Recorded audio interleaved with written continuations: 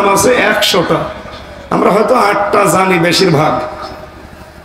যেহেতু জাহান্নাম সংক্রান্ত আয়াত পড়েছি, আয়াতের সারমর্ম হচ্ছে এই, লিকুল্লি বাবিন মিনহুম জুজউম মাকসুম, প্রতিটি দরজা আলাদা আলাদা করা আছে। দুনিয়ায় যে যে ধরনের অপরাধ করবে ওই নারী পুরুষের জন্য আল্লাহ ওই দরজা খুলে রাখবে। মানে আমরা আজকে এসেছি এখানে জানার জন্য জাহান্নামের দরজা যেহেতু 70টার উপরে, অন্তত 7টা তো জানি নাকি বলেন। আমরা এখন দেখবো যে আমরা যে কাজ করছি এই কাজে আল্লাহ কোন জাহান্নামের দরজা দিয়ে আমাদেরকে প্রবেশ করাবে।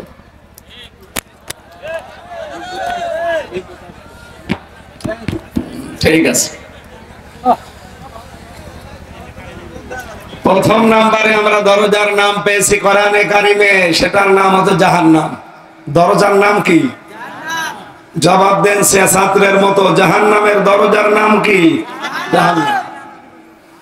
আল্লাহ রাব্বুল আলামিন বলেন, ইন্না জাহান্নামা কানাত মিরসাদা লিত্তাগিনা মাবা লাবিসিনা ফিহা আহকাবা।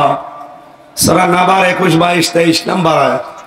অবশ্যই জাহান্নাম এটা একটা ফাঁদ, এই ফাঁদে আমি আল্লাহ তাদেরকে ফেলবো যারা দুনিয়ায় সীমা লঙ্ঘন করে। 2 নম্বরে যারা সত্যকে সত্য জানার পরে যারা অস্বীকার করে, এরা চিরকাল এখানে থাকবে।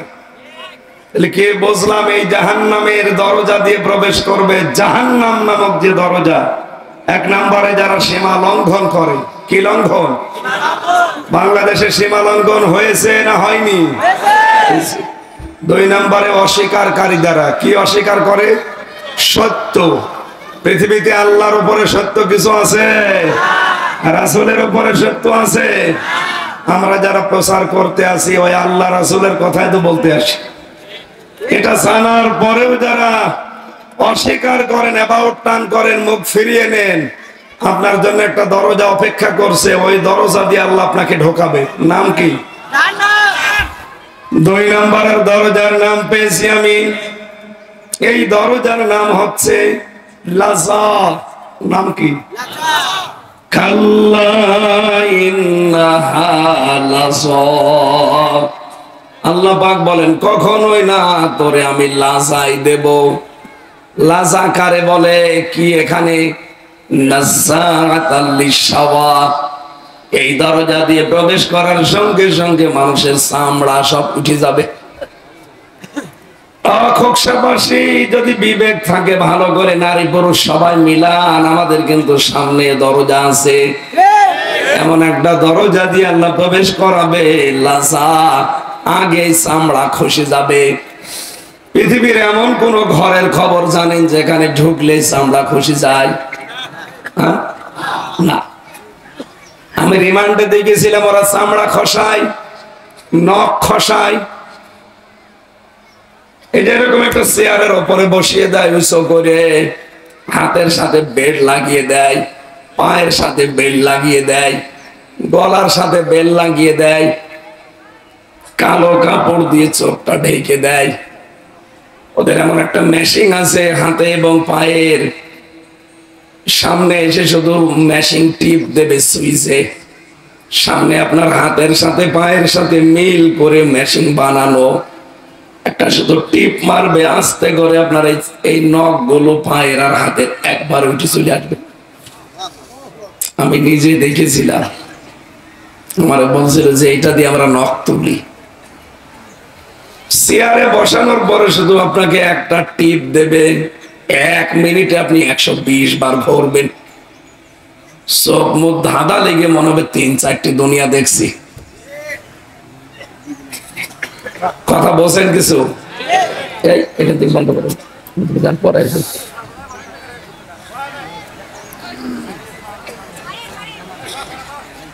এই যে ডক্টর শফিকুল ইসলাম মাসুদ, নাম শোনেন? মঞ্চে বসা অত্র এলাকার সর্বজন শ্রদ্ধাভাজন ব্যক্তিবর্গ, সামনে বসা মুসলমান ভাইরা, পর্দার আড়ালের সম্মানিতা মা এবং বোনেরা, প্রশাসনের ভাইরা, প্রাণ প্রিয় কুষ্টিয়াবাসী, যেহেতু আমার জন্ম এই জেলায়, এজন্য বাংলাদেশের অন্যান্য জেলার চাইতে এর প্রতি মহাব্বত ভালোবাসা একটু বেশি। ঠিক আছে, থাক। দুঃখজনক হলো সত্য, এই জেলায় আমার জন্ম, এই পাশেই আমার বাড়ি, সদর থানা। কিন্তু দুইবার এখানে আসার কথা ছিল, একবারও আসতে পারলাম না। যারা বাধা দিয়েছিলেন আমরা বারবার আহ্বান জানাই, কই তারা কোথায়? ধর্ম, জাতি, বর্ণ, ধর্ম নির্বিশেষে আজকের এই অনুষ্ঠান, এটা শুধু মুসলমানদের না। কথা বোঝেন আমার? এটা মুসলমানদের না, হাদা বায়ানুল লিন্নাস, মানুষ যারা তাদের জন্য আজকের আয়োজন। আপনি দেখেন এলাকায় অনেক হিন্দু এসে বসে আছে, কারণ মানুষের জন্য আল্লাহ কোরআন দিয়েছেন, শুধু মুসলমানদের জন্য না। যদিও পৃথিবীতে অন্যান্য ধর্মের যে অনুষ্ঠানগুলো হয়, বাংলাদেশে কিছু মানুষ আবেগে ভোট পাওয়ার জন্য এই কথা বলে যে ধর্ম যার যার উৎসব সবার। কথা বলা ঠিক না, এটা কোরআনের সাথে সাংঘর্ষিক কথা। আপনি এটা বলতে পারেন ধর্ম যার যার উৎসব তার তার। কি আমাদের ধর্মীয় উৎসব দুইটা আছে, এটা ঈদুল আজহা, ঈদুল ফিতর। এটা কোনো হিন্দু পালন করে? করবে তারা? ওদের 12 মাসে 13 পূজা হয়, ওদের ইবাদত এটা। আপনারা কি এই ইবাদতে যান? দু একজন যায়। তার মানে ধর্ম যার যার উৎসব তার তার, কিন্তু আজকের এটার উৎসব না। এটা কি ধর্ম নাকি বলেন? এই কোরআন আল্লাহ সবার জন্য দিয়েছেন, এই জন্য আয়োজন হয়তো মুসলমানেরা করেছে, কিন্তু এখানে সবাই আসার অধিকার আছে, আর সবাই আসতেও পারেন। আমরা সবার জন্য কথা বলবো ইনশাআল্লাহ। আল্লাহ যেহেতু শুধু আমাদের জন্য না, আল্লাহকে শুধু মুসলমানদের, পৃথিবীর মানুষ যারা সবার জন্য আমার আল্লাহ। সুতরাং ওনার কথাও যেহেতু আম, আমরা খাস করে নেব না, আম করে কথা বলবো ইনশাআল্লাহ। তাফসীরুল কোরআন মাহফিল লিখে দিয়েছেন, কোন চিন্তা ভাবনা ছাড়া তাফসীর আকারে কথা বলবো। রাজি আছেন না? আমরা এখানে যারা আছি প্রত্যেকেই মানুষ হিসাবে একটা আলাদা আলাদা টান আছে এক একটা দলের উপরে, আমরা সেটা করতেই পারি। মিনাল্লাযীনা ফাররাকু দীনাহুম ওয়া কানু শিয়াআ কুল্লু হিজবিন বিমা লাদাইহিম ফারিহুন। আল্লাহ তাআলা বলেন, হে নবী, পৃথিবীতে যে যে দলে আছে ও কিন্তু ওই দলের কর্মসূচি নিয়ে আনন্দে আছে। কি আপনি দেখেন এই দেশে যে যে দল করে তার কাছে ওইটাই ভালো, বাকিগুলো সব ডিলেট। 1500 বছর আগে কোরআন জানিয়েছে যে দুনিয়ায় যে যে দলে আছে আপনি দেখবেন ওই দল নিয়ে আনন্দে আছে। আমরা এটা মানুষ হিসাবে করিও, কিন্তু আজকের এই অনুষ্ঠান কোন দলীয় অনুষ্ঠান না, সবার জন্য। হ্যাঁ, এখান থেকে আমরা যেহেতু মানুষ, আমাদের এই জগৎই শেষ না, এরপর আর একটা জগৎ আছে। ওই জগতের জন্য কিছু পুঁজি তৈরি করা দরকার। খুব খেয়াল করে শুনবেন, যেহেতু অল্প সময় আমরা পাবো, মাত্র ঘন্টা খানিক, এর ভেতরে আমরা সামারাইজ করে কথাগুলো বলার চেষ্টা চালাচ্ছি। আমার বুক এবং কণ্ঠ দুইটাই বসা, আল্লাহ যেন তুলে দেন। 3টা বছর আপনারা জানেন আমি শুধু ছেলে না, ফাঁসির কন্ডেম সেলের ভেতরে ছিলাম, খেয়ে না খেয়ে। এবং ওরা মানসিক ভাবে এমন অত্যাচার করেছিল, এমন কোন জায়গা নেই যেখানে টর্চার করে না। মাথা থেকে শুরু করে পা পর্যন্ত প্রত্যেক জায়গায় মানসিক ভাবে, শারীরিক ভাবে আমাকে দুর্বল করে ফেলেছে। এখন স্বাভাবিক হতে সময় লাগবে। আর এই 8-9 দিন কণ্ঠটা বসার কারণে আরো কষ্ট হচ্ছে, যেহেতু আল্লাহ মরা গাছে ফুল ফোটাতে পারে না, মরুভূমির ভেতরে ঝর্ণা তুলে দিতে পারে না। ওই আল্লাহ আমার কণ্ঠ যেহেতু বসে গেছে, তুলে দিতে পারবে নাকি ওনার সেই ক্ষমতা এখন আর নেই?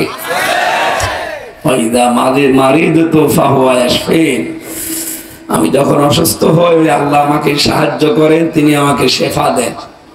আপনাদের দোয়ার দিকে তাকিয়ে, আল্লাহর দয়ার দিকে তাকিয়ে আমরা দোয়া করছি, আল্লাহ আমার কণ্ঠটা মুক্ত জীবনে ফিরে আসবো আমি আশাও করি না। কত মানুষ আমার সামনে দিয়ে মারা গেছে, লাশ বের হয়ে চলে গেছে, কোনদিন ভাবে না যে বাইরের জগতে আবার আল্লাহ আমাদেরকে নিয়ে যাবেন, কারণ জালেমরা এমন করেই রেখেছিল। যেহেতু আল্লাহ মুক্ত জীবনে ফিরিয়েই দিয়েছেন, আল্লাহ কণ্ঠটাও ফিরিয়ে দাও। আরো জোরে বলেন আমিন। এই কণ্ঠ ভাঙ্গা ভাঙ্গা কণ্ঠ নিয়ে কিছু কথা বললে রাখবেন তো আপনারা? সবাইকে নিয়ে আল্লাহর দরবারে শুকরিয়া জানাচ্ছি। না, এটা সরাসরি দিলে গলা ভেঙে যাবে, বামে চাপিয়ে দেয়, হালকা যেন লাগে, একটু লাগলে হবে। ঠিক আছে, সবাই জবান খুলে, যেহেতু 15 থেকে 17 বছর আমরা অনেকে জবান খুলে কিছু বলতে পারি না, জবান খুলে বলেন আলহামদুলিল্লাহ। আমাদের কণ্ঠের ভেতরে 27টা স্তর পার করে একটা এই আলহামদুলিল্লাহ বের হয়। কয়টা? 27টা স্তর। ফেরেশতারা প্রত্যেক জায়গায় বসে আছে, এর কাছে ও, ওর কাছে ও, এভাবে দিতে থাকে, সর্বশেষ একটা কথা বের হয়। আল্লাহ পাক যদি কথাটা বন্ধ করে দিত, এই যে নজরুল, কবি নজরুলের কথা বন্ধ ছিল না, এই কথা বলে না কেন? কত বছর তার জবান আল্লাহ বন্ধ করে দিয়েছিল, সব ঠিক ছিল, কথা বলতে পারতো না। তার মানে এই স্তরগুলোতে কাজ করতো না।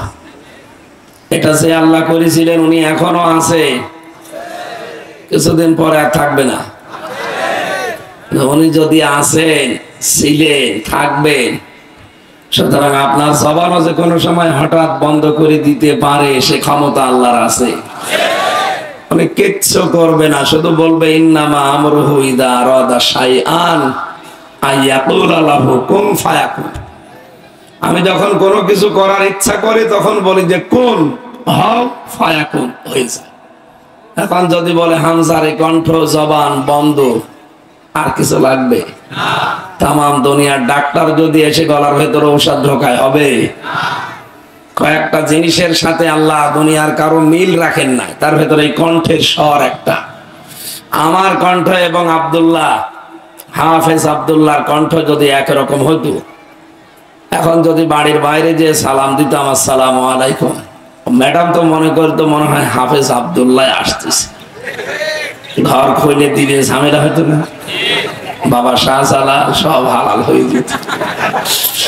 কণ্ঠের এই স্বরটা আল্লাহ পরিবর্তন করে যে কত দয়া করেছে, এই কথা বলছেন না?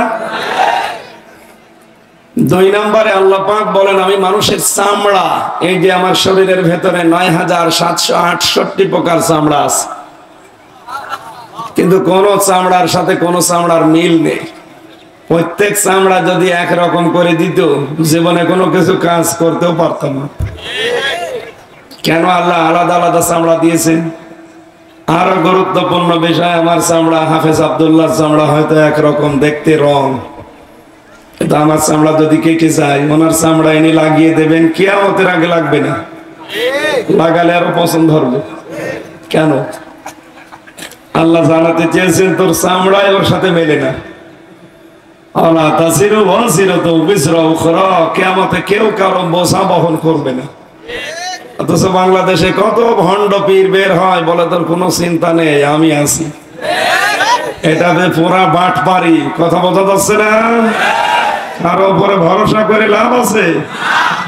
নিজের কাজ নিজে করবেন, কারো উপরে আশা ভরসা করে লাভ নেই, এগুলো সব ভুয়া। কারণ কিয়ামতের দিন আপনাকে আল্লাহ বিচারের জন্য একা ডাকবে। কয়জন করি? নাকি পীর সাহেব সহ? অনেকে বলে যে আমার বাবা জান উঠবে।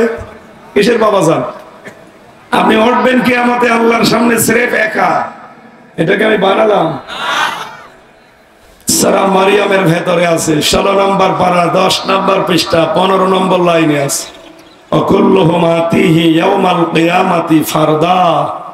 আল্লাহ বলেন কিয়ামতে প্রতিটি মানুষকে আমার সামনে ডাক দেব একজন করে। কয়জন করে? তাহলে যারা বলে যে কিয়ামতে আমার পীর সাহেবরা সব লাইন দিয়ে উঠবে, কোন চিন্তা নেই, বাবা জান আছে, দাদা জান আছে, এগুলো মিথ্যা কথা না সত্য কথা? সব বানোয়াট, মানুষকে ধোঁকা দিয়ে বোকা বানাতে চায়। এই জন্য আল্লাহ চামড়ার সাথে মিল রাখেন না, যে তোর চামড়ার সাথে ওর চামড়া মেলে না, কিয়ামতে তোর বোঝাও বহন করে নিয়ে যাবে, পাপের বোঝা। ও তোরে বোঝায় আর তুই বুঝিস, ওইটা একটা বাটপার আর তুই পাগল। কথা বলো না কেন? 3 নম্বরে আমাদের মেলে না এই যে আঙ্গুলের ছাপ। এখানে 153টা রেখা আছে। আজ পর্যন্ত কারোর সাথে কারো রেখা মেলে নাই, কিয়ামত পর্যন্ত মেলবে না। যদি রেখা মিলে যেত কত মানুষের জমি চাল দলিল করে নিয়ে নিত। 4 নম্বরে যেটা মেলে না সেটা চোখ। এই যে চোখের ভেতরে 1,70,000 তার দেওয়া আছে। আপনি শুধু চামড়া তুলে ফেলেন, দেখেন মানুষের শরীরে শুধু তার পাবেন, শুধু রগ। এখানে 5টা জিনিস দিয়ে আল্লাহ সাজিয়েছেন: মনি, কর্নিয়া, লেন্স, ইকুয়াল। কয়টা? একটার সাথে আর একটা কারণ মিল নেই। মনে হচ্ছে চোখ একরকম দেখতে, কিয়ামত পর্যন্ত এটা মিলবে না। 5 নম্বরটা আরো আশ্চর্য। সেটা হচ্ছে আমাদের এই জহব্বার স্তর। 1,50,00,000 স্তর আছে এই জহব্বার ভেতরে। স্বাদ আস্বাদন করতে পারে 357 প্রকার খাবার আপনি একবারে জহব্বায় দিলে বলতে পারবে আলাদা আলাদা স্বাদ। কিন্তু পৃথিবীতে কোনো হোটেল এমন নেই যেখানে 357 প্রকার খাবার রান্না হয়। বাংলাদেশে সহ বিশ্বের বহু দেশে আমি গেছি, কোন নামি দামি রেস্তোরাঁ হোটেলে আমি পাইনি। এদেশের গাজীপুর জেলা নাম শোনেননি? কাপাসিয়া একটা থানা আছে, নিরিবিলি একটা হোটেল আছে, ওখানে 180 প্রকার খাবার বানায়। কলার পাতা ভর্তা বানায়, বাঁশের পাতা ভর্তা বানায়, কাঁঠালের পাতা ভর্তা বানায়। এই সব মিলে কত? অথচ আমার জহব্বায় আল্লাহ স্বাদ নেওয়ার ক্ষমতা দিয়েছে 357 প্রকার। সুবহানাল্লাহ বলতে পারেন না? আমি এগুলো সব বানালাম না, সব বিজ্ঞান থেকে নিয়েছি। তার মানে আজকে সামারাইজ এতক্ষণ পর্যন্ত যা বললাম, এই কারো উপরে ভরসা করে লাভ নেই।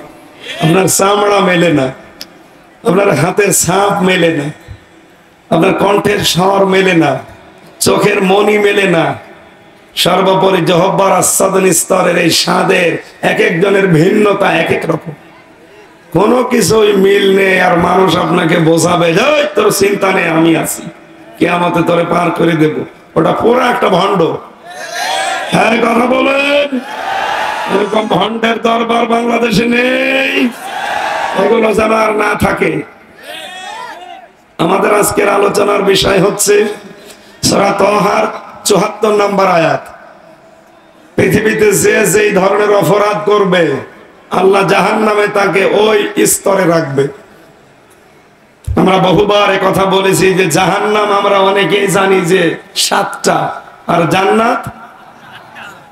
এখানে যারা জেনারেল শিক্ষিত আছে এদেরকে যদি জিজ্ঞাসা করেন জাহান্নাম কয়টা, জিজ্ঞেস করেন তো কয়টা?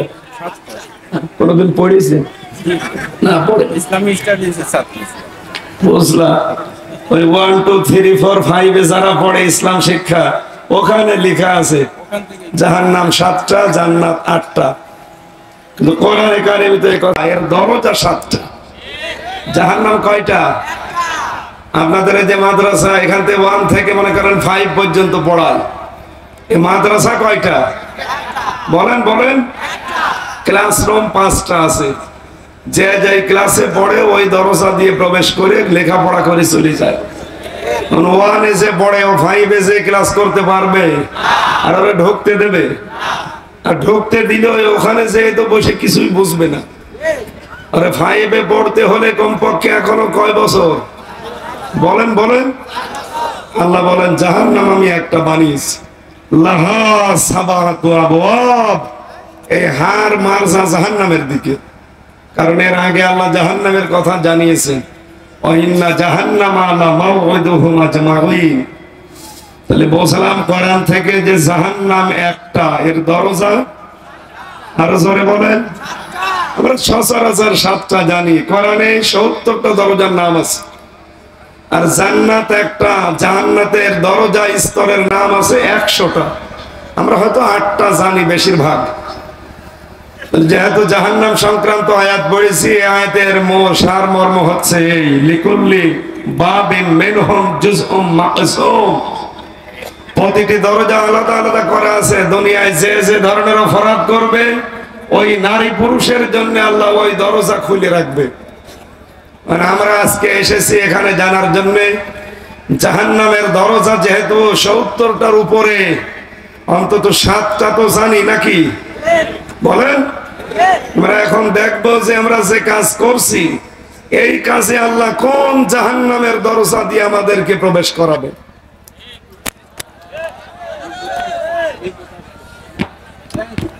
ঠিক আছে, প্রথম নাম্বারে আমরা দরজার নাম পেয়েছি কোরআনে কারিমে, সেটার নাম হচ্ছে জাহান্নাম। দরজার নাম কি? জবাব দেন সে ছাত্রের মতো, জাহান্নামের দরজার নাম কি? জাহান্নাম। আল্লাহ রাব্বুল আলামিন বলেন ইন্না জাহান্নামা কানাত মিরসাদা লিত্তাগিনা মাবা লাবিসিনা ফিহা আহকাবা। সূরা নাবার 21, 22, 23 নাম্বার আয়াত। অবশ্যই জাহান্নাম এটা একটা ফাঁদ। এই ফাঁদে আমি আল্লাহ তাদেরকে ফেলবো যারা দুনিয়ায় সীমা লঙ্ঘন করে। 2 নম্বরে যারা সত্যকে সত্য জানার পরে যারা অস্বীকার করে, এরা চিরকাল এখানে থাকবে। তাহলে কে বুঝলাম এই জাহান্নামের দরজা দিয়ে প্রবেশ করবে। জাহান্নাম নামক যে দরজা, 1 নম্বরে যারা সীমা লঙ্ঘন করে। কি লঙ্ঘন? বাংলাদেশে সীমা লঙ্ঘন হয়েছে না হয়নি? 2 নম্বরে অস্বীকারী দ্বারা। কি অস্বীকার করে? সত্য। পৃথিবীতে আল্লাহর উপরে সত্য কিছু আছে? রাসূলের উপরে সত্য আছে? আমরা যারা প্রচার করতে আসি ওই আল্লাহ রাসূলের কথাই তো বলতে আসি। এটা জানার পরেও যারা অস্বীকার করেন, অ্যাবাউট টার্ন করেন, মুখ ফিরিয়ে নেন, আপনার জন্য একটা দরজা অপেক্ষা করছে। ওই দরজা দিয়ে আল্লাহ আপনাকে ঢোকাবে। নাম কি? 2 নম্বরের দরজার নাম পেয়েছি আমি। এই দরজার নাম হচ্ছে লাযা। নাম কি? কাল্লা ইন্নাহা লাযা। আল্লাহ পাক বলেন কখনোই না তোরে আমি লাজাই দেব। লাজা কারে বলে? কি এখানে নাযাআতাল লিশাওয়া। এই দরজা দিয়ে প্রবেশ করার সঙ্গে সঙ্গে মানুষের চামড়া সব উঠে যাবে। খোকসাবাসী যদি বিবেক থাকে ভালো করে, নারী পুরুষ সবাই মিলান, আমাদের কিন্তু সামনে দরজা আছে। এমন একটা দরজা দিয়ে আল্লাহ প্রবেশ করাবে, লাজা আগে চামড়া খসে যাবে। পৃথিবীর এমন কোন ঘরের খবর জানেন যেখানে ঢুকলে চামড়া খসে যায়? না। আমি রিমান্ডে দেখেছিলাম ওরা চামড়া খসায়, নখ খসায়। এটা এরকম একটা চেয়ারের উপরে বসিয়ে দেয় উঁচু করে, হাতের সাথে বেল্ট লাগিয়ে দেয়, পায়ের সাথে বেল্ট লাগিয়ে দেয়, গলার সাথে বেল্ট লাগিয়ে দেয়, কালো কাপড় দিয়ে চোখটা ঢেকে দেয়। ওদের এমন একটা মেশিন আছে হাতে এবং পায়ের সামনে এসে শুধু মেশিন টিপ দেবে সুইচে। সামনে আপনার হাতের সাথে পায়ের সাথে মিল করে মেশিন বানানো। একটা শুধু টিপ মারবে, আস্তে করে আপনার এই নখ গুলো পায়ের আর হাতের একবার উঠে চলে আসবে। আমি নিজে দেখেছিলাম। আমার বলছিল যে এটা দিয়ে আমরা নখ তুলি। চেয়ারে বসানোর পরে শুধু আপনাকে একটা টিপ দেবে, 1 মিনিটে আপনি 120 বার ঘুরবেন। চোখ মুখ ধাঁধা লেগে মনে হবে 3-4টি দুনিয়া দেখছি। কথা বলছেন কিছু? এটা দিক বন্ধ করেন, পরে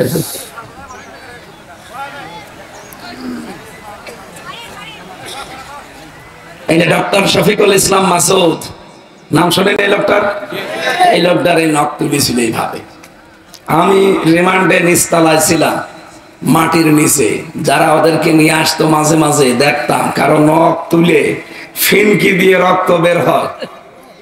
তখন আবার ওই মিহি যেটা মোল্লা সল্ট আছে না, পাতলা লবণ, ওইটা ছিটিয়ে দেয়। খুব আরাম লাগে না? আমি এই নাযাআতাল লিশাওয়া পড়ার পরে চিন্তা করেছি, আল্লাহ এরকম কঠিন কঠিন জায়গা আমি পার করে আসলাম, যদি ওইগুলো ভাবতে এখন আমার নিজেরই ভয় করে। কিন্তু ওই জায়গাতে চামড়া পুরা একবারে খসিয়ে যাওয়ার মেশিন আমি পাইনি। হ্যাঁ, কিছু জায়গায় চামড়া তুলে ফেলে। এই যে হাতের যে চামড়া আছে না, এই আপনার এই জায়গা থেকে অথবা এই জায়গা থেকে ছোট্ট করে একটু কেটে নেবে ব্লেড দিয়ে, নিয়ে ওদের একটা মেশিন আছে, এরকম ধরে টান দিলে পোড়াটা উঠে যাবে। আরে ভাই, চামড়া তুলে নিলি ঠিক আছে, নখ তুললে এটা ছেড়ে দে, ওর উপরে লবণ ছিটিয়ে দে। তাও লবণ যে মোটা লবণ দিলে কিন্তু অত জ্বলে না, দেয় পাতলা লবণটা। মোটাটা দিলে যদি 1 গুণ জ্বলে, পাতলাটা দিলে 10 গুণ জ্বলবে। তাহলে চামড়া একবারে তুলে ফেলার পর শরীর থেকে মেশিন আমি পাইনি। হাতের চামড়া তুলতে পারে, মুখের চামড়া তুলতে পারে, নখ তুলতে পারে। তো আল্লাহ জানিয়েছেন নাযারাতাল লিশাবা, এমন ঘরে তোরে দেব এই লাজা, শুধু ঢুকতে দেরি, আগে সব চামড়া খুশি চলে যাবে। আল্লাহ রাব্বুল আলামিন বলেন, পৃথিবীর মানুষেরা এই লাজা নামক জাহান্নামের এই দরজা কাদেরকে ডাকবে জানো? তাদউ মান আদবারা ওয়া তাওয়াল্লা। এই জাহান্নামের দরজা তাদেরকে ডাকতে থাকবে, দুনিয়ায় যাদেরকে সত্যের দিকে আহ্বান করার পরে এই মানুষগুলো অ্যাবাউট টার্ন করে চলে গেছে। এরকম মানুষ বাংলাদেশে নেই? আছে। চোখে আঙ্গুল দিয়ে দেখানো হয় যে এটা সত্য পথ, এরপরও মানতে চাই না। তার মানে লাজায় যাওয়া মানুষ এই দেশে আছে। এক কথা বলেন। 2 নাম্বারটা আরো ঝামেলা। আল্লাহ পাক বলেন 2 নম্বরে গুণ হবে তাদের এই, তারা শুধু মাল সম্পদ দুনিয়ায় জমা করতেই থাকে, শুধু মাল জমা করতেই থাকে, আর হিসাব করে করে দেখে এগুলো কি করে সংরক্ষণ করা যায়। এই বাংলাদেশে এই প্রকৃতির মানুষ দিন দিন বেড়ে যাচ্ছিল। বাবা শাহজালাল সব হালাল, কোন দিক থেকে সম্পদ আসবে ওগুলো দেখার দরকার নেই আমার চাই। এগুলো আসতো ঠিক একটার পরে একটা, যখন এসেছে আসার পরে দেখতাম ওগুলো কি করে সংরক্ষণ করা যায়, হেফাজত করা যায়, ভালোভাবে রেখে দেওয়া যায়, যত্ন করে, এই ধান্দায় থাকতো। তার মানে লাজায় যাওয়া মানুষ আছে। আপনি সম্পদ অর্জন করবেন, এক জায়গায় করবেন, নিষেধ না, কিন্তু এটাকে আপনার হক আদায় করা লাগবে। কি কথা বলছেন না? সম্পদ উপার্জন করা এটা খারাপ কিছু না, উপার্জন করতে পারেন, রাস্তাটা বৈধ হওয়া লাগবে।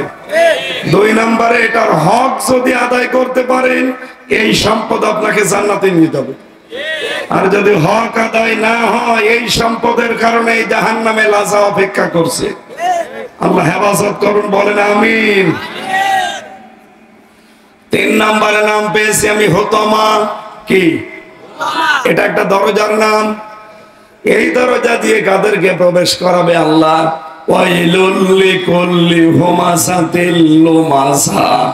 আল্লাহ বলেন, যারা সামনে পেছনে মানুষের দোষ চর্চা করে, গীবত করে, এর কথা ওর কাছে লাগায়, এই মানুষগুলোকে হুতামায় দেওয়া হবে। আর এটা সবচাইতে বেশি মেয়েদের ভেতরে। এক কথা বলেন না কেন? আপনার বিশ্বাস যদি না হয়, এখনো মহিলা প্যান্ডেলে যান, দেখেন ওরা ওয়াজ শোনা বাদ দিয়ে এই ওয়াজ করছে। একবার বসে বসে শুধু টান দেয়, ও বউ, এই গীবত শুরু হয়ে গেল। না, সাবধান সম্মানিতা মা বোনেরা, কারো দোষ চর্চা করা যাবে না। কারো সম্পর্কে যদি কোনো কথা বলেন, ওই দোষ যদি যার ভেতরে থাকে, তাহলে হবে গীবত। কি হবে? বলেন বলেন। গীবত মানে মরা ভাইয়ের গোশত খাওয়ার সমান। আর যদি ওই দোষ তার ভেতরে না থাকে, আপনি যদি বানিয়ে বানিয়ে তার নামে এই দোষের কথা বলেন, এটা গীবত না, এটা তহমত, এটা আরো খারাপ। আল্লাহর আরশ পর্যন্ত কাঁপতে থাকে। এই জন্য যাদের ভেতরে এই বদ অভ্যাস আছে, আপনি নামাজ পড়ে দান সাদকা করে বোরকা পরে কি করবেন যদি এই বদ অভ্যাস থাকে? সুতরাং যারা এই মানুষের দোষ চর্চা করা, এর কথা ওর কাছে লাগানো, এটা বন্ধ করেন। কারণ এরকম যদি অভ্যাস তৈরি হয়ে যায়, তাহলে তার মোনাজাত কবুল হওয়া বন্ধ হয়ে যায়। এই যে সভা বেরত আসতেছে 13, 14, 15 ফেব্রুয়ারি আইএমএ বীজের রোজা, নফল রোজা, আরো যদি সমর্থ থাকে রাখবেন। সবে বরাতে, সবে মেরাজে, সবে কদরে আমার আল্লাহ সবার দোয়া কবুল করে নেয়, ফেরত দেয় না। শুধু 4 প্রকার মানুষের দোয়া আল্লাহ ফেরত দিয়ে দেয়। 1 নম্বরে যারা দুনিয়ায় মানুষের দোষ চর্চা করে, আল্লাহর কাছে এটা এত বড় ঘৃণিত অপরাধ, হয়তো আমরা অনেকে কিছু মনে করি না, এ আর কি না। এই অপরাধ যদি কোনো এলাকায় জারি থাকে, নবীজি জানিয়েছেন ওই এলাকার মানুষের দোয়া কবুল করা আল্লাহ বন্ধ করে দেয়। বোঝেন কথা? অথচ এই গোনাটা আজ বাংলাদেশে অহরহ চলছে। আমরা এত দোয়া করছি, আমাদের কোনো কিছু আরো সে চাই না, কারণ এই হয়তো এলাকায় তালাতালি করা এর কথা ওর কাছে লাগানো মানুষ আছে। যদি এখানে কেউ থাকে তাহলে এখান থেকে চলে যান, নয়তো আপনার জন্য এই মাহফিল কবুল হবে না, মাঠে মারা যাবে। যান, আপনি চলে যান। ওই যে একজন চলে যাচ্ছে, যাক তাড়াতাড়ি চলে যান। ও যে গেবত করে মনে হয় না। মুসা আলাইহিস সালামের জামানায় একবার বৃষ্টি বন্ধ হয়ে গিয়েছিল। হযরত মুসা তার উম্মতদেরকে নিয়ে একটা চাটিয়াল ময়দানে এসে দোয়া করলেন, রব্বুল আলামিন অনেকদিন বৃষ্টি হয় না, আমরা হাহাকার হয়ে গেছি, তুমি বৃষ্টি দাও। 3 বার দোয়া করার পর আল্লাহ ফেরত দিয়ে দিলেন যে না, হাত নামান, দোয়া কবুল হবে না। মুসা নবী তো রাগী নবী ছিলেন, ডাক দিয়ে বলে, মাবুদ 3 বার দোয়া করলাম, তোমার এখনো পর্যন্ত দোয়া কবুল করতে মনে চাই না কেন? এগুলো নাই আমার উম্মত, আমার মায়া লাগে, তোমার তো বান্দা, তোমার মায়া লাগবে তো আরো বেশি। আল্লাহ বলেন, মায়া লাগে কিন্তু বৃষ্টি দেব না কেন? তুমি যাদেরকে নিয়ে দোয়া করো এর ভেতরে তালাতালি করা একজন লোক আছে। এই লোকটা যতক্ষণ তোমার সাথে মোনাজাতে হাত তুলবে, তুমি নবী হলেও দোয়া কবুল হবে না। মুসা নবী বলছে, আল্লাহ তুমি শুধু নাম বলো, দেখো কি করি। ওর ঘাড়ে ধাক্কা দিয়ে বের করে দেবো, বেটা বিয়াদব। আল্লাহ বলেন, না, আমি নাম ধরে কথা বলা নিজেই অপছন্দ করি, আর আমি এখন নাম বলে দেই আর তুমি ধরে মারো, সবার সামনে অপমান করো, হবে না। কি করব আমি তো আর মানুষের খবর জানি না। আল্লাহ বলেন, একটা বুদ্ধি শিখাই, তুমি এসে ওই ময়দানে দাঁড়িয়ে সবাইকে নিয়ে তওবা করবা, তাহলে ওই লোকটাও তওবা করবে। আর তাওবা যদি কেউ মন থেকে করে, ওর পেছনের অপরাধ আল্লাহ সব মাফ করে দেয়। এখানে একটা গুরুত্বপূর্ণ ভাষণ আছে, তাওবা আর ইস্তেগফার কিন্তু এক না। আপনি যদি তাওবা করতে পারেন, জীবনের অপরাধগুলো আল্লাহ সব মাফ করে দিয়ে ওই জায়গাটা নেকি দিয়ে পাল্টিয়ে দেয়। এই যে 15.5 বছর যারা জুলুম করেছেন, এটা মানেন তো? আপনি যে জুলুম করেছেন এটা মানেন? এই জুলুম যারা করেছেন, এখন যদি তাওবা করতে চান, আপনার জীবনের মতো 3টা কাজ করাই লাগবে। 1 নাম্বার, আপনাকে অনুশোচনা করা লাগবে, অনুতপ্ত হওয়া লাগবে যে না, আমি ভুল করে ফেলেছি। এইটা বাংলাদেশে নেই। 2732 জন মানুষ এই 24 সালে মারা গেছে। এটার হুকুমদাতা হিসাবে অন্তত হাসিনা দায়ী। আপনি রাগ না করে বলেন, তোর হাসিনা দায়ী না? সে পালিয়ে গেল, যদি আগে চলে যেত এই মানুষগুলো মরতো না। এখনো পর্যন্ত এই মহিলা একদিনের জন্য অনুশোচনা করেছে, স্বীকার করেছে যে আমার ভুল হয়ে গেছে, যাই হোক না, ওর বিদ্যে এখনো বাড়তেছে। উল্টা পাল্টা কথা বলে আর মানুষ ঘর ভেঙে দেয়। এখনো বন্ধ করে উলট পালট কথা, এই মহিলার কথায় কান দিয়ে কেউ ছড়াতে যাবেন না। এদেশের মানুষ এখন আগস্টের 5 তারিখের আগে নেই, এখন চলছে ফেব্রুয়ারির 9 তারিখ। আপনি দেশের খবর রাখেন, আগস্টের 5 তারিখের আগে এই দেশে মাত্র 100 জনের 15 জন মানুষ তারা বলতো এই দেশে আমরা কোরআনের বিধান চাই। অথচ এখন ভয়েস অফ আমেরিকা, মাইক্রোসফট, এগুলো খ্রিস্টানরা চালায়। ওরা তো আর আমাদের খালাতো ভাই না, খালাতো ভাই। ওরা আমাদের পক্ষে রিপোর্ট দেবে জীবনে, তারপরও রিপোর্ট দিচ্ছে যে বাংলাদেশে এখন যে অবস্থা চলছে, এই দেশের এখন 100 জনের 58 জন মানুষ চাইছে দেশে কোরআনের বিধান কায়েম হোক। 15 থেকে 58 চলে এসেছে মাত্র 6 মাসে। আপনি আর 6 মাস যেতে দেন। এদেশের ইসলামপন্থীরা যেভাবে আগাচ্ছে, এরা বলছে আমরা ইসলামের পক্ষে একটা বাক্স দিতে চাই। দলমত আমার আর দেখা দেখি নেই, আমরা এখন ইসলামের পক্ষে বাক্স দেব কয়টা?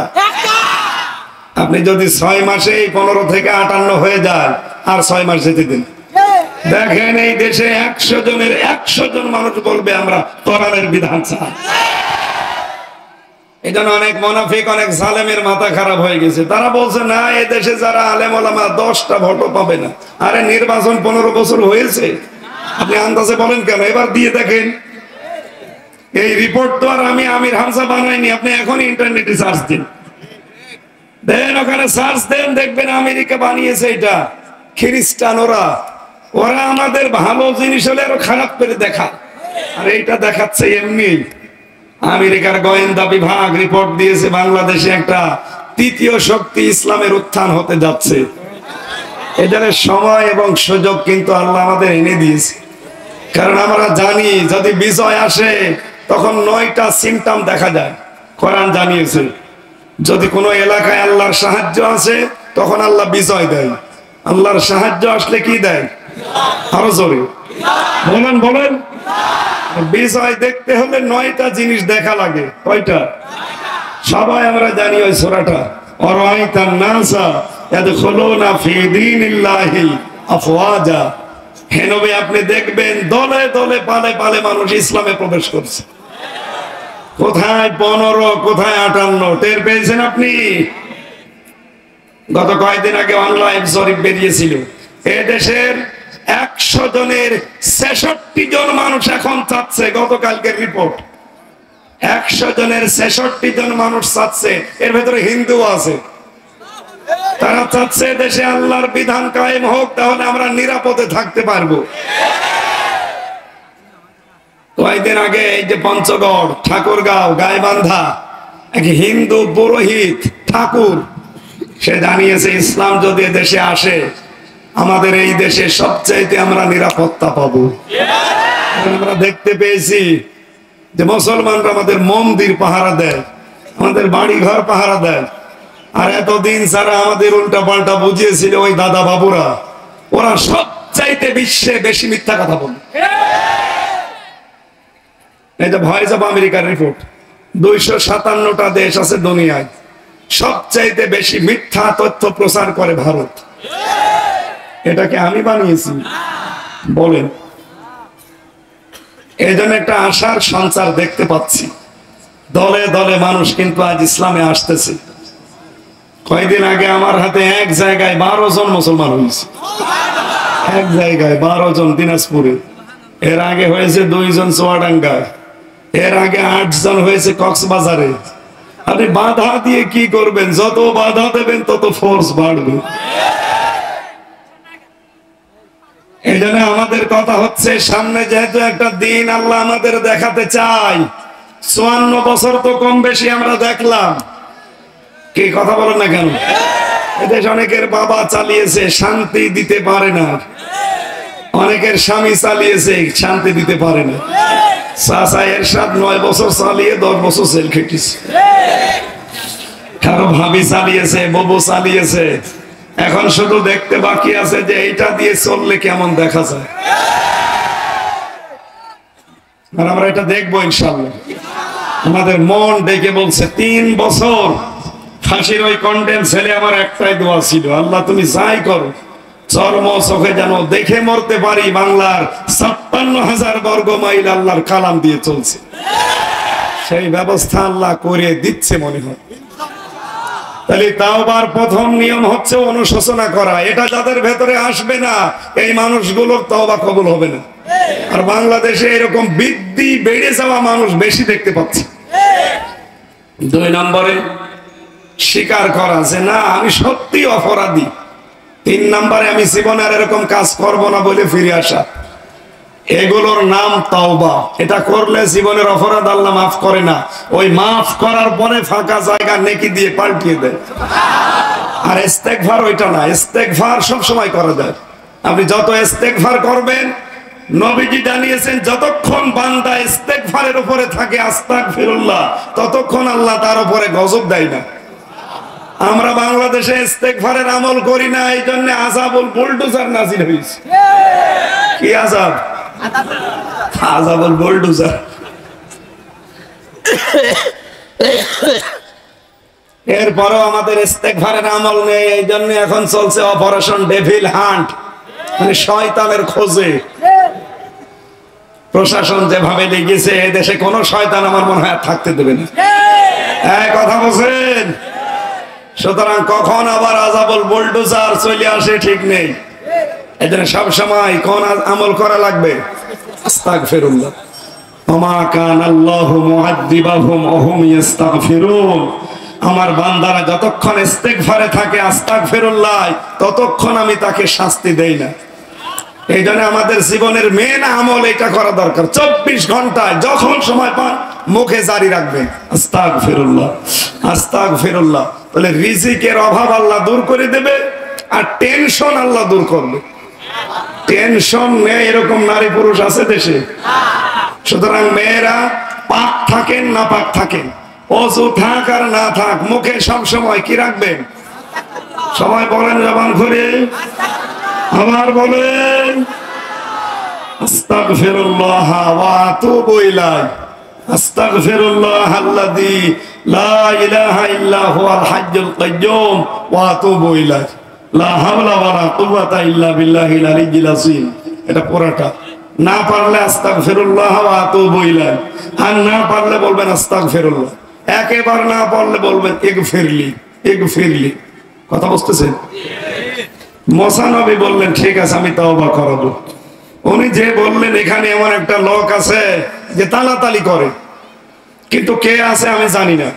অবশ্যই এখানে আছে, নাই আল্লাহ আমারে বলতো না। সে যতক্ষণ থাকবে দোয়া কবুল হবে না। এই জন্য আমি এখন তওবা করাচ্ছি, সবাই যেন আমার সাথে তওবা করে। হযরত মুসা আস্তাগফিরুল্লাহ পড়ালেন, সবাই তওবা করে নিলেন। ওই জন্য তওবা করেছে। এবার তিনি হাত তুলতে দেরি, আমার আল্লাহ বৃষ্টি দিতে দেরি করেননি। খোকসাবাসী চিন্তা করেন, মুসা নবীর মতো এত বড় একটা পাওয়ারফুল নবী, যিনি কথা বলতেন, আল্লাহর সাথে কালিমুল্লাহ বলা হয়, সেই নবী তিনবার হাত তুলে বসে আছে। আল্লাহ ফেরত দিয়েছে যে না, এর ভেতরে তালাতালি করা লোক আছে, তার জন্য পুরা দোয়া কবুল বন্ধ। এখানে যদি এরকম চরিত্রের কেউ থাকেন, এই এলাকার মানুষ যত ভালো হোক, এদের তাওবা, এদের দোয়া বন্ধ হয়ে যাবে। এই জন্য আশা করছে এই গুনাহটা ছাড়বেন।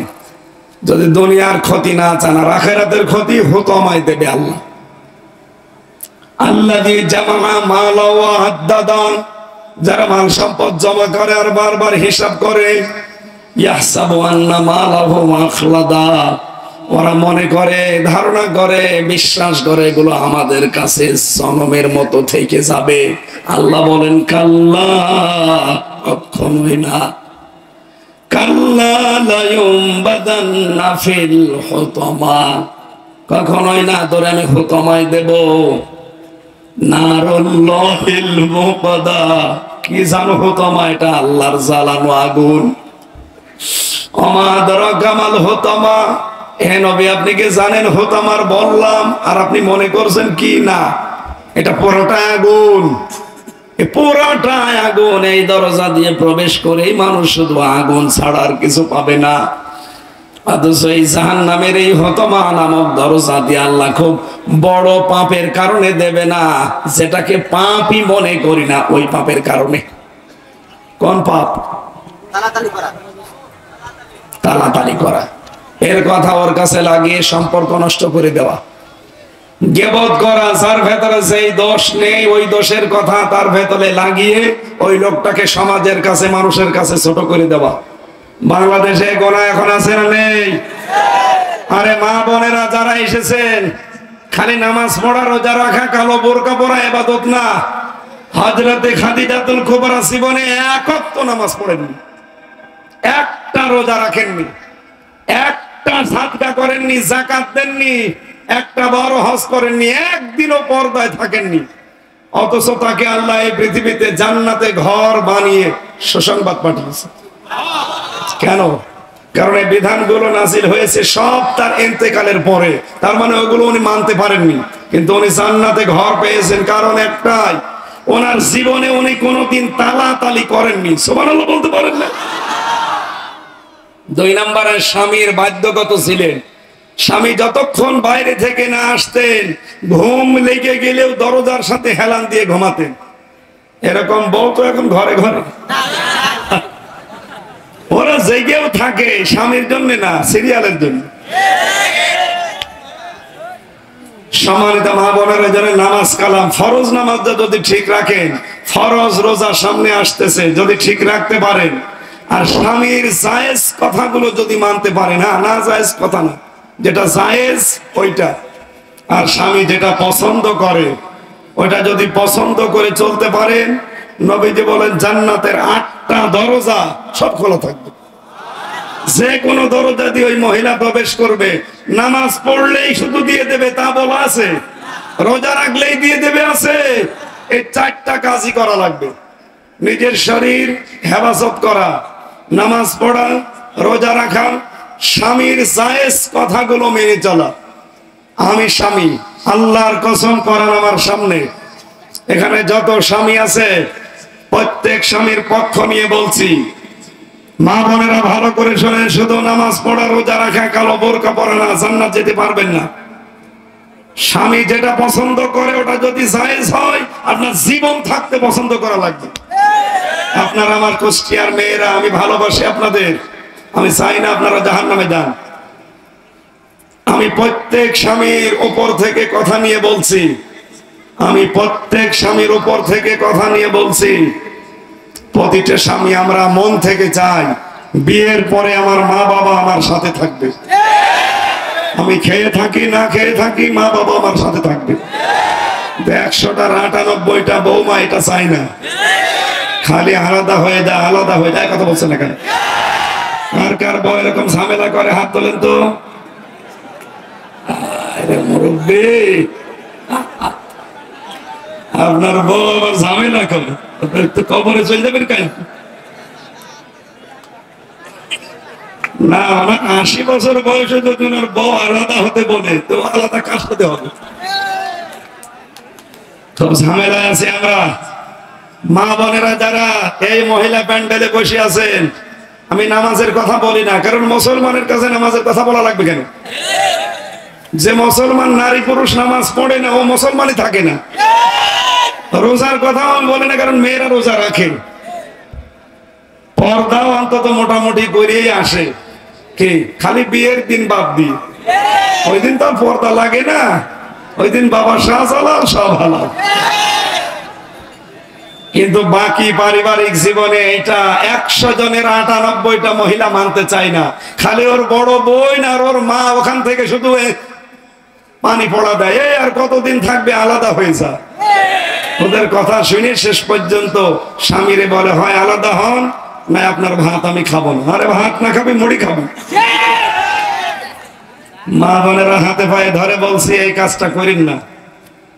আমার পেছনে আমার মা বাবা 25 থেকে 30 বছর শ্রম দিয়েছে, যখন আপনাদের খবরই ছিল না। আর আপনি 2 দিনের জন্য এসে বলেন এদের আলাদা করে দেন, কেন? ওরা যাবে কোথায় বলেন? আমি এই নীলফামারী থেকে আসতেছি কয়েকদিন আগে, কিশোরগঞ্জ বলে একটা থানা আছে, একটা বৃদ্ধাশ্রম আমার নিয়ে গেল দেখার জন্য। যে দেখি গ্রাম অঞ্চলে এরকম, এইদিকে 25 জন মা, এইদিকে 25 জন বাবা বসে আছে, চোখের ভেতরে পানি টলটল করছে। প্রত্যেকেই দেখলাম ছেলে মেয়ের জন্য বরদোয়া দিচ্ছে। 2 জনের সাথে কথা বললাম, একজন বলছে আমার ছেলে ডিসি, আর একজন বলছে আমার ছেলে আমেরিকায় থাকে, অথচ 3 বছর পড়ে আছে এখানে। বলেন, যার ছেলে একটা জেলার ডিসি, যার ছেলে আমেরিকায় থাকে, তার টাকা পয়সা কত হতে পারে? অথচ মা আর বাবাকে রেখে গেছে বৃদ্ধাশ্রমে। আমি বললাম যে মুরব্বী কেন? বলছে আমার বৌমা শুধু ঘ্যানর ঘ্যানর করে, এই কারণে আমার রেগে গেছে। বলেন তো এখানে আমরা সন্তান যারা আছি, ছেলে যত খারাপ হোক, মা বাবার বাড়ি থেকে তাড়িয়ে দেব, আলাদা করে দেব, বৃদ্ধাশ্রমে রেখে আসবো, কোন সন্তান চায়? তাহলে এটা আমরা করছি কেন? হয় ওদের কারণে, ওইদিকেই রয়েছে না। মা বোনের আবার বদদুয়া করেন না, আমি আপনাদের ভালোবাসি, আমি দেখতে পাচ্ছি কোরআন হাদিসের চোখ লাগিয়ে আপনার এই ছোট মনের কারণে আপনি জাহান্নামে যাচ্ছেন। মা বাবা আমার জান্নাত, মা বাবা আমার জাহান্নাম। সত্যি এই যে কোরআন আমি মাথায় নিয়ে বলতে পারি, আমি সন্তান হিসাবে বলছি, আমার মন যদি সত্যি আমার বউ পেতে চায়, এটা রেকর্ড হচ্ছে, ম্যাডাম হয়তো লাইভ দেখছে, সত্যি করে বলছি আমার ইমান থেকে, একেবারে মন থেকে, আমার মন যদি সত্যি আমার বউ পেতে চায়, আমার মা বাবাকে তার নিজের মা বাবার মতো মনে করা লাগবে। হয়তো জীবনও আমার মন পাবে না, হয়তো উপরে উপরে সংসার করার জন্য ছেলে মেয়ে হয়ে গেছে, কিছু করার নেই, বাবা শাহজালাল এদিকে ওদিকে করে চলে যাবে, কিন্তু জীবনও আপনি মন পাবেন না। এই কথা বলেন না কেন? আমি এর চাইতে আর কড়া কথা বলতে পারলাম না। এরপরও যদি কোনো মহিলার চরিত্র সংশোধন না হয়, বুঝবেন ওর বংশ খারাপ। সত্যি বলেন তো, কানের কাছে বাবাকে আলাদা করে দে, মাকে আলাদা করে দে, এরকম ঘ্যানর ঘ্যানর করে কার বউ? সত্যি হাত তোলেন তো, একজন সে, আমার ওয়াজ করার দরকার নেই। যাক আলহামদুলিল্লাহ, মা বোনেরা মাফ করে দিয়ে, এলাকায় শুধু একজনের স্বামী ঝামেলা, বাকি সব ঠিক আছে। মেয়েরা এলাকায় হযরতে আয়েশার মতো, ফাতিমার মতো আল্লাহ যেন কবুল করেন, আমিন।